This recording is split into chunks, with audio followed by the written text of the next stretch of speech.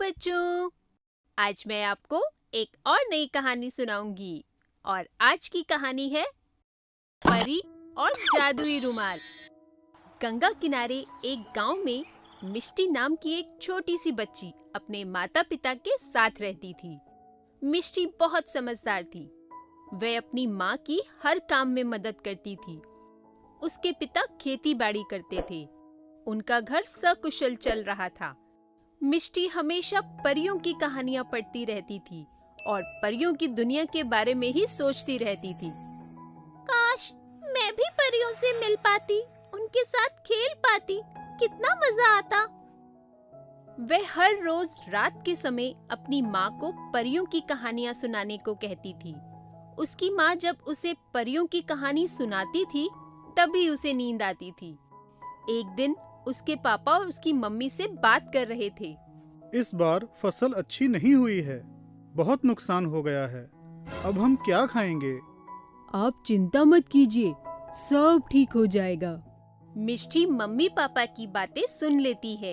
वे बहुत उदास हो जाती है और सोचती है, काश मैं अपने माता पिता की मदद कर पाती।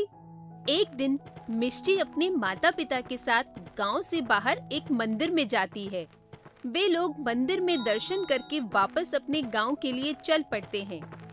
रास्ते में मिष्टी सुंदर तितलियों को देखती है। वे उनके पीछे भागने लगती है और अपने माता पिता से बिछड़ जाती है।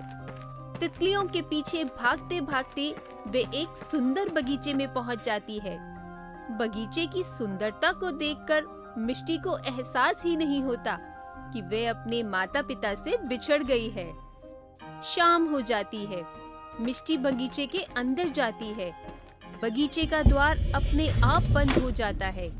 ये देखकर वो डर जाती है, लेकिन बगीचे में से सुंदर फूलों की महक उसे अपनी ओर आकर्षित कर रही होती है। वो उनकी तरफ खींची चली जाती है। तभी उसे एहसास होता है, हे भगवान, ये मैं कहाँ आ गई? मेरे माता पिता मेरी चिंता कर रहे होंगे। मुझे तो घर जाने का रास्ता भी नहीं पता। अब मैं घर कैसे जाऊं? वे बहुत डर जाती है। तभी अचानक उसे आसमान में कुछ चमकता हुआ दिखाई देता है, जो उसी बगीचे की तरफ आ रहा होता है। ये देखकर वे डर जाती है और एक पेड़ के पीछे छुप जाती है। वे पेड़ के पीछे से देखती है कि वे चमकती चीज जमीन पर उतरती है। अरे, ये चमकती हुई चीज क्या है? वे कोई और नहीं बल्कि एक सुंदर परी थी। ये देखकर वे बहुत हैरान हो जाती है। ऐसे ही एक एक करके बहुत सारी परियां वहां आ जाती हैं।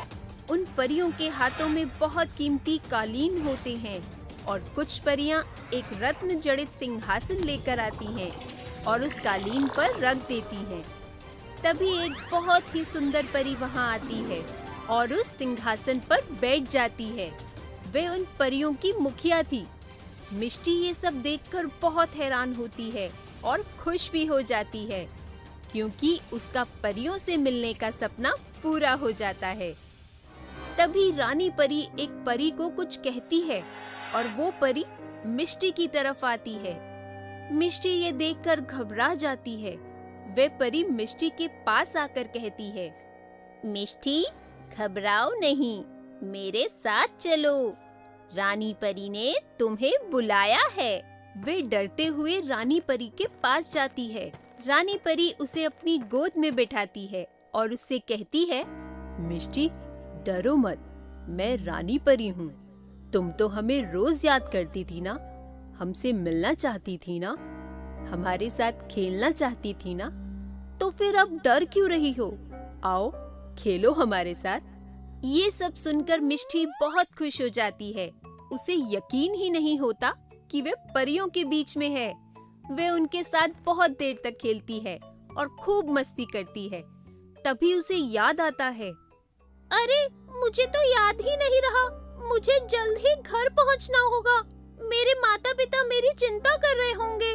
उसे परेशान देखकर रानी परी उससे पूछती है, क्या हुआ मिष्टी, तुम परेशान क्यों हो गई? मैं मंदिर से वापस आते हुए अपने माता पिता से बिछड़ गई थी। वो परेशान हो रहे होंगे। मुझे उनके पास जाना है। मुझे घर जाना है। मिष्टी, तुम घबराओ मत, हम तुम्हें पहुंचा देंगे, पर अभी हमें तुम्हारी मदद की जरूरत है। क्या तुम हमारी मदद करोगी? मदद? और वो भी मुझसे? मैं आपकी क्या मदद कर सकती हूँ? हमें गंगा जल चाहिए अपनी दादी परी को छुड़वाने के लिए। दादी परी? क्या हुआ उन्हें? उन्हें एक जादूगर ने कैद कर रखा है और उन्हें छुड़वाने के लिए हमें गंगा जल चाहिए, वो भी उस इंसान के हाथों जो नेक दिल और सच्चा हो।